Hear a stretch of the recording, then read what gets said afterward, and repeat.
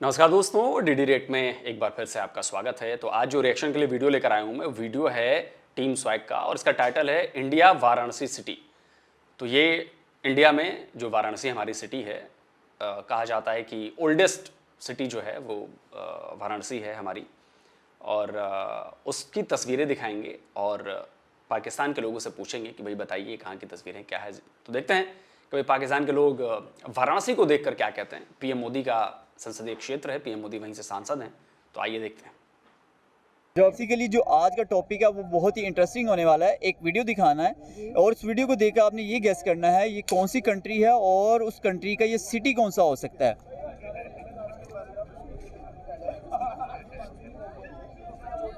London. London नहीं। नहीं।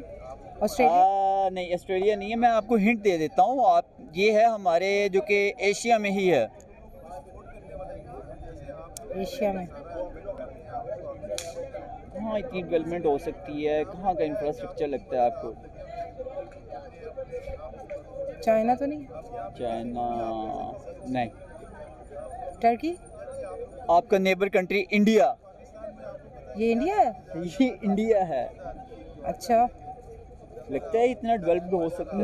नहीं, ये बेटे इंडिया है। ये इंडिया है। इंडिया है बिल्कुल। इतना इजी गैस कर लिया आपने। मैं बेटा गई हुई हूँ 2-3 दफा, मैंने चक्कर लगाया। इंडिया गई हुई हूँ बिल्कुल। तो अच्छा, ये बताएं आप कितना अर्सा पहले गई हैं, क्योंकि अभी तो जा नहीं सकते।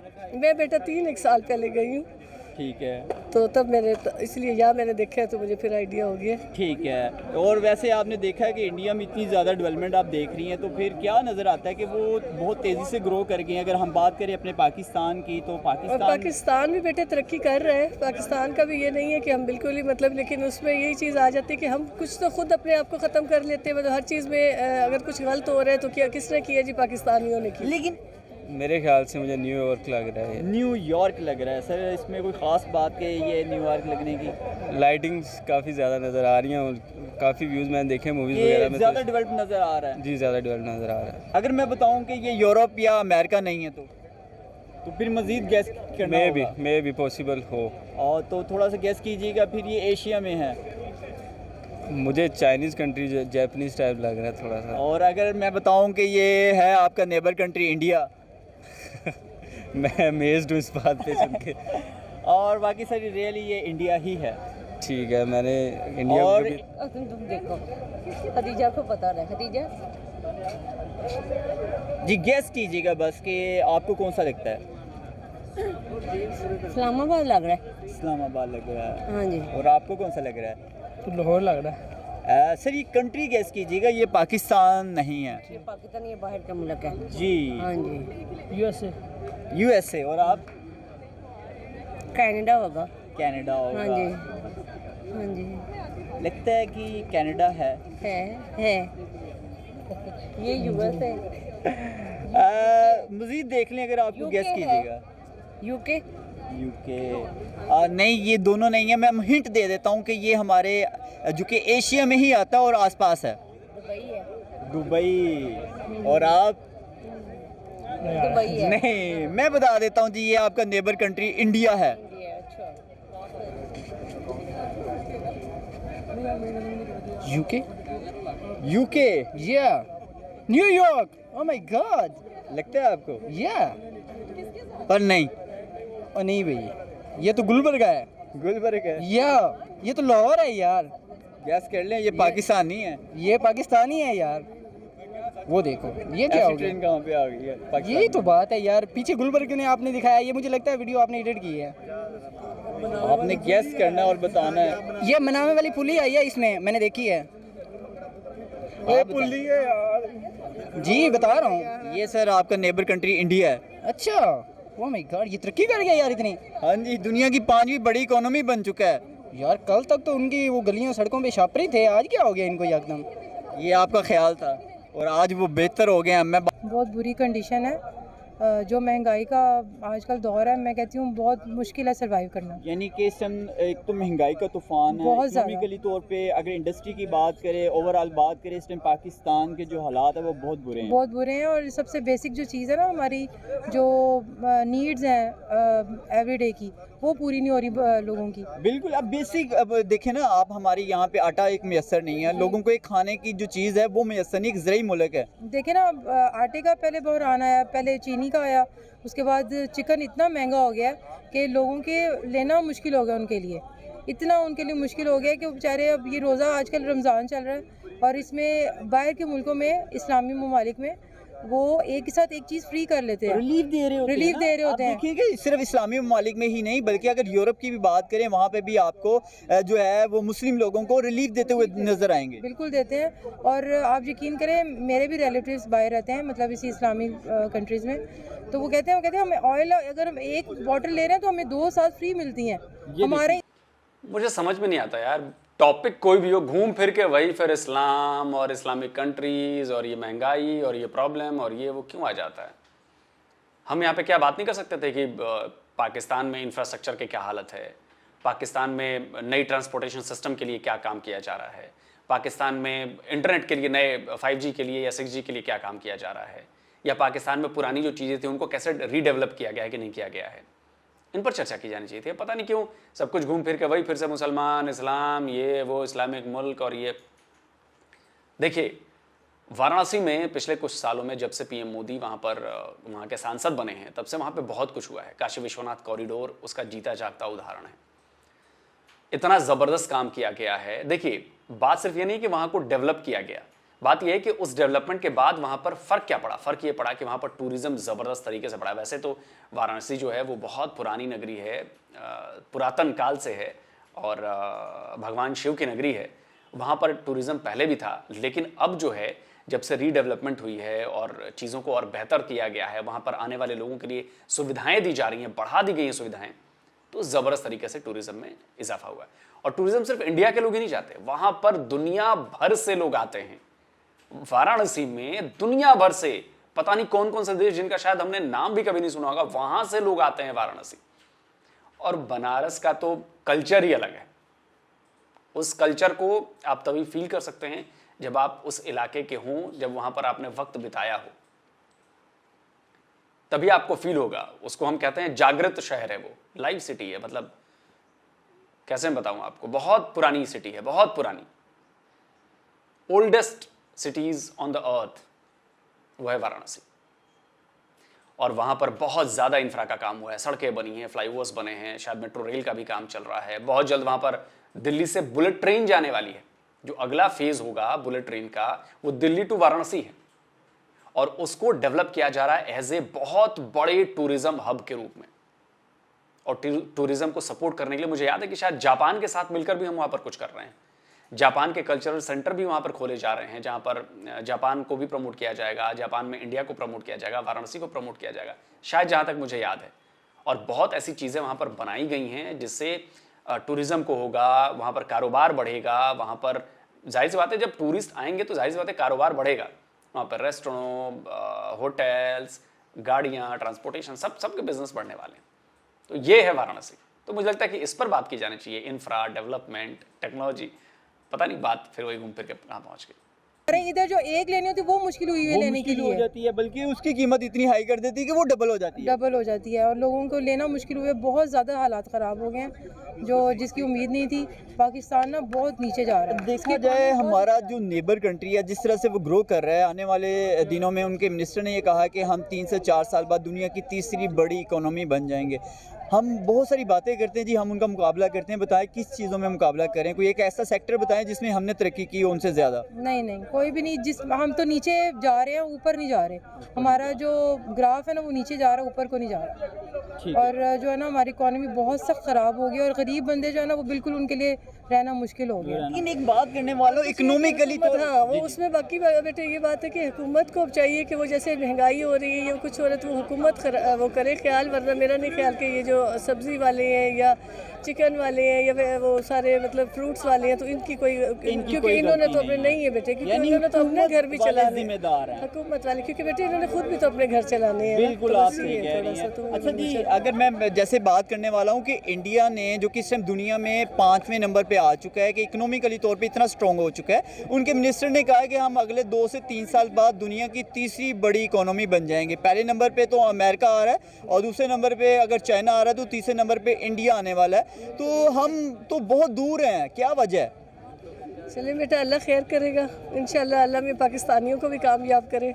यही तो मेरा दुआ तो करते यही हैं, है लेकिन इंशाल्लाह इसमें जो है ना कौन हमारे लिए। लोग हैं कि आज तक हम लोग एक तो grow हम नहीं बेटे आपस में ही लड़ के मतलब कोई कह रहे हैं नवाज शरीफ आए, कोई कह रहे हैं इमरान खान आए, कोई कह रहे हैं भी मतलब वो आए जरदारी आए, तो उस चीज़ में ही लड़ के आपस में ही ख़त्म हुए पड़े, वरना तो कोई ऐसा इशू यानी है नहीं। आवाम की सुनी नहीं जा सुनी रही। नहीं जा रही, तो ये सबसे बड़ा फैक्टर मेरे अकॉर्डिंग जो है ना, हमारी पॉलिटिकल इंस्टेबिलिटी है। हमारे पॉलिटिक्स के आपस में क्लैशेस ही ख़त्म नहीं होते पार्टीज़ के। अब आप देख रहे हैं आए दिन कभी किसी का कोई मसला जा रहा है, कभी किसी का कोई क्लैश किसी के साथ जा रहा है। यानी कि मुल्क के मामलात को देखने की बजाय उनको अपनी सीट्स या उनकी अथॉरिटीज़ का उनको यानी कि आम आवाम का किसी को कोई फिक्र नहीं है। एग्जैक्टली सबको अपना बस अपनी सीट से मतलब है, अपनी अथॉरिटी से मतलब है। मैं आपको वही बात कह रहा हूँ कि मतलब कि मुल्क की तरक्की के लिए नहीं सोच रहे। सर अगर बात करें हमारा नेबर कंट्री इंडिया की या बांग्लादेश की बात करते हैं, 1971 की बात है, आज हमसे काफ़ी ज़्यादा ग्रो कर चुका है। जी, इंडिया कर चुका है, बांग्लादेश नहीं मैं कहूँगा। लेकिन उसकी भी अगर हम टके की बात करें, जिसको हम ये कहते थे जी ये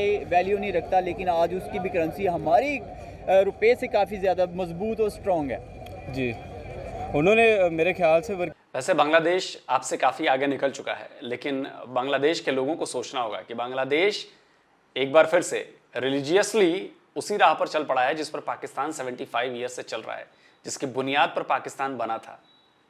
वही रास्ता बांग्लादेश के लोग भी अख्तियार कर रहे हैं, और यकीन मानिए जो हश्र पाकिस्तान का हुआ है उस रास्ते पर चलकर, वही हश्र आपका भी होगा बांग्लादेश के लोगों, अगर आप सुधरते नहीं हैं, या जो मेजोरिटी ऑफ लोग हैं जो चुप हैं इन सारी हरकतों को देखते हुए, हिंदुओं के मंदिर तोड़ना, उन्हें जलाना, उन्हें मारना, उन्हें पीटना, जो नॉन मुस्लिम्स हैं उनके खिलाफ काम करना।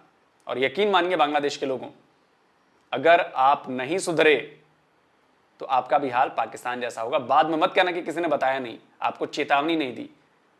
चेतावनी दी जा रही है, आपको समझाया जा रहा है, आपको भविष्य दिखाया जा रहा है, देखो ऐसे हो जाओगे। अभी अभी आप लोगों ने IMF से लोन लिया है ना, नौबत आ गई ना IMF से लोन लेने की। IMF के चक्कर में पड़ा हुआ है पिछले पाकिस्तान कई सालों से, हश्र देख लिया है ना, तो आप भी IMF के अंडर आ रहे हो। फिर बाद में मत कहना कि इंडिया वालों ने चेताया नहीं। हमने एक पड़ोसी का धर्म निभा दिया है, आप अपना धर्म निभाइए। अब वो कट्टरपंथियों को चुप कराइए, उनको उनकी औकात में लाइए, वरना जुल्म बढ़ेगा तो ऊपर वाला देख रहा है, और उसकी सज़ा जिस तरह पाकिस्तान को मिल रही है वैसी ही सज़ा बांग्लादेश को मिलने वाली है।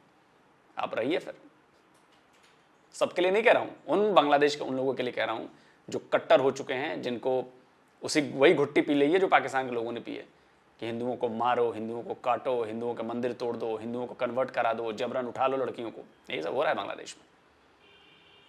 तो अंजाम जब आपके सामने है तो मुझे लगता है समझ जाना चाहिए। नहीं समझेंगे तो just like your big brother Pakistan. Working की है जब से पाकिस्तान से सेपरेट हुए हैं, वो अपने आप को कंसीडर कर रहे हैं कि हम अलग से एक मुल्क है, हालांकि हम इकट्ठे ही थे, आपको पता है पास में, लेकिन उन्होंने अपने ऊपर वर्किंग की है। तो उसके बारे में इतनी नॉलेज नहीं है मुझे कि उनके पॉलिटिकल मामला कैसे हैं। कह तो कुछ नहीं सकते, ये जो हुक्मरान है वो पाकिस्तान को बिल्कुल लो लेवल पर रख दिया आगे, बिल्कुल लो लेवल तक ले गए हैं। और आप क्या हाँ कहेंगे? जी, बिल्कुल लो लेवल पर ले गए हैं। जो हमारे हालात हैं, हालात हम इन हैं। हालात से कब निकलेंगे? पता नहीं, अल्लाह ही करेगा, अल्लाह ही जब बेहतर हमारे करेगा। हुक्मरान सही आएंगे। क्योंकि रमज़ान में बाहर के ममालिक में होता है कि बाहर के ममालिक में रिलीफ मिलता है। हाँ जी, सारी सस्ती होती है, लेकिन पाकिस्तान में हर चीज़ ऊपर रहती है। पाकिस्तान में हर चीज़ ऊपर हो जाती है। बाहर के मुल्कों में, सऊदीया में जाए, हर चीज़ सारी सस्ती है, मगर इधर तो अगर यूरोप ममालिक में भी क्या जाए, है, वहाँ तो पे वहाँ भी भी, जो हाँ है जी। इन दिनों में आम लोगों को रिलीफ दिया दी जाता जाती है। मुस्लिम हाँ जी, ममालिक में। मगर इधर कुछ नहीं है। इधर तो बहुत ही ज़्यादा महंगाई है, कौन बहुत ही ज़्यादा। कसूरवार है? आप देखें, अगर अवाम ही इन लोगों को लेके आती है ना, हाँ जी, अवाम ही लेके आती है, तो सारे अवाम मिल के। कसूरवार हुई फिर। हाँ जी, अवाम सारे कुछ मिल के ही हुआ ना। मैं बात करता हूँ पाकिस्तान की जो इस टाइम क्रिटिकल कंडीशन है, इसके पीछे कौन जिम्मेदार है? नवाज शरीफ। तो वही नून सिर्फ लीग ने हमारा बेड़ा गर्क कर दिया है, सीधी बात है। वही जिम्मेदार हैं सब कुछ। अच्छा, हाँ जी। अब हम क्या करना चाहिए हमें कि हम अपने आप को बेहतर सिमत की तरफ ले जा सके, जिस तरह के हालात पाकिस्तान के हो चुके हैं? हमें ये करना चाहिए कि हम इमरान खान को सपोर्ट करें। ठीक है। वो हमें जो है ना कुछ बेहतरी की तरफ ले जाएगा। ये सब बाकी चोर हैं, ये बिल्लो रानी होगी, नवाज शरीफ हो गया, ये सब चोर हैं। इसी हवाले से यही कहेंगे कि हमें चोर मिले, वो लूट के खा गए, इकोनॉमी हमारी नीचे आ गई। अभी वो भी हमारे पाकिस्तान का हिस्सा था। जी यही बात तो कर रहे हैं ना। अभी हम कौन पाकिस्तान का हिस्सा था? इंडिया? अजी हाँ, फैक्ट दुरुस्त कर लीजिए सर, फैक्ट दुरुस्त करिए। पाकिस्तान इंडिया का हिस्सा था ना कि इंडिया पाकिस्तान का हिस्सा था? ये चूरन ना देना बंद करिए। आपके व्यूअर्स इंडियन है ना, इंडिया के व्यूअर्स, आप लोग जरा इन्हें करेक्ट करिए। पाकिस्तान का हिस्सा हिंदुस्तान नहीं था, पाकिस्तान हिंदुस्तान का हिस्सा था। यही बात तो कर रहे हैं ना। अभी हमें चोर मिले, हमें खा गए वो लूट के। उनको अच्छा एक लीडर मिला, वो आजकल तरक्की में हमसे आगे हैं वो। आपको चोर मिले नहीं सर, आपने चोर चुने, क्योंकि एक चोर दूसरे चोर को ही चुनता है। आपके यहां की 99% जनता चोर है। चोर इन द सेंस कि अपना फायदा देखती है। वो दाएं बाएं ऐसे देखती है, कोई देख तो नहीं रहा, अपना फायदा हो जाए, खुद को कितना भी शरीफ बना ले, लेकिन जहां अपने फायदे की बात आती है फौरन दबोच लेते हैं। तो जैसी जनता थी वैसे उसने हुक्मरान चुने पाकिस्तान के। इंडिया में जैसी जनता थी उसने हुक्मरान चुने। हमारे यहाँ भी कई फैसले गलत हुए हैं, कई बार गलत हुक्मरान चुन लिए गए हैं, लेकिन अब हमारी जनता बहुत अच्छे तरीके से जाग चुकी है, उसकी आंखें खुल चुकी हैं। उसको पता है कि कौन काम कर रहा है और कौन जो है वो ब्रिटेन में और कहीं जाके देश का इज्जत और ख़राब कर रहा है, मदद मांग रहा है, आओ आओ आओ इन्वेड करो इंडिया को भाई, बचाओ बचाओ बचाओ बचाओ। खैर ये तो पॉलिटिक्स है, चलती रहेगी। लेकिन कुल जमा जब आप रिजल्ट की बात करते हो तो रिजल्ट ये दिखता है कि इंडिया जो है वो आज दुनिया की 5वीं सबसे बड़ी इकॉनमी है। पाकिस्तान शायद टॉप 100 में है कि नहीं, आई डोंट नो, मैंने तो उसकी इकॉनमी देखनी भी बंद कर दी। आज मैं ये देखता हूँ कि फिर से नई रैंकिंग आई है, फिर से पाकिस्तान का पासपोर्ट जो है वो दुनिया का चौथा सबसे खराब पासपोर्ट साबित हुआ है। और इंडिया अपना वैसे ही है, धीरे धीरे ग्रो कर रहा है, ठीक कर रहा है अपनी रैंकिंग। कल परसों में आपके यहाँ खबर आई थी कि एक आपका मोबाइल फ़ोन में असेंबलिंग का बिजनेस थोड़ा ठीक चलने लगा था, उसका भी कबाड़ कर दिया आप लोगों ने। कोई पॉलिसी नहीं, कुछ चीज़ें नहीं, अब जो है वो भी बंदी की कगार पर पहुंच गया है, कई चीज़ें बंद हो गई हैं, एक्सपोर्ट बंद होने वाली। तो ये तो फ़र्क है इंडिया और पाकिस्तान में। तो जैसी जनता वैसे उसके हुक्मरान। तो पाकिस्तान के लोग अगर ये कह रहे हैं कि नून लीग वाले चोर हैं, कुछ कह रहे हैं कि इमरान खान चोर है, कुछ कह रहे हैं कि जरदारी चोर है, तो सब एक दूसरे को चोर ठहरा रहे हैं, तो पूरा मुल्क ही चोर है ना। फिर एक दूसरे पर टोपी ट्रांसफर कर रहा है। टोपी से याद आया, अभी इमरान खान अक्सर कहते थे घबराना नहीं है, घबराना नहीं है, लेकिन आजकल वो बड़े घबराए हुए हैं। जब भी कोर्ट में जाते हैं ना तो उनके सिर के ऊपर एक बाल्टी रख दी जाती है लोहे की, उनके चारों तरफ बड़े बड़े लोहे के और बुलेट प्रूफ वाले वो लेके वो सब बंदे रहते हैं। अबे पठान हूं मियाँ, इतना डरोगे तो काम चलेगा मियाँ, या सिर्फ नाम की पठान हो हैं? आप अपने आवाम को कहते हो घबराना नहीं है, और आप जब सामने दिखते हो तो घबराए हुए दिखते हो। ऐसी भी क्या घबराहट यार। चलिए, बाकी वाराणसी के बारे में मैंने आपको बता दिया, और वाराणसी जैसे और भी कई शहर हैं, उज्जैन है हमारा, साउथ के कई शहर हैं जिनको डेवलप किया जा रहा है, कुछ डेवलप हो चुके हैं, और ये धीरे धीरे आपको हर तरफ से डेवलपमेंट की लपटें जो है ना वो इंडिया में दिखाई देंगी आपको। और उसमें वो लोग जल रहे होंगे जो पिछले कई डिकेड से बस खा रहे थे और कुछ डेवलप नहीं कर रहे थे। बिनबिना रहे हैं, बिलबिला रहे हैं, कभी ब्रिटेन भागते हैं, कभी अमेरिका को बुलाते हैं, कभी सारे एक हो जाते हैं। ठीक है, बाकी मेरे इस बयान के बाद कई लोग मुझे कहेंगे कि ये तो अंधभक्त है और ये तो ये है और वो तो है। ठीक है भाई, मैं तो सिर्फ ये कहता हूं कि मुझे जो नेता काम करके देगा, जो आम जनता के लिए काम करता हुआ दिखेगा, मेरा वोट उसको, मेरा हीरो वो, मेरी तारीफ उसके लिए। वो चाहे नरेंद्र मोदी हो, चाहे राहुल गांधी हो, चाहे केजरीवाल हो, चाहे नीतीश कुमार हो, चाहे XYZ कोई भी हो, काम दिखना चाहिए, सड़क दिखनी चाहिए, एक्सप्रेसवेज दिखने चाहिए, बिजली मिलनी चाहिए, रोजगार चाहिए, बिजनेस के अपॉर्चुनिटीज चाहिए। घर में रोटी मिलनी चाहिए, सस्ती चीज़ मिलनी चाहिए, सुविधाएं मिलनी चाहिए, जो देगा वो हमारे लिए हीरो है जी। तो जल्दी मिलता हूँ एक और नए वीडियो के साथ। नमस्कार, जय हिंद।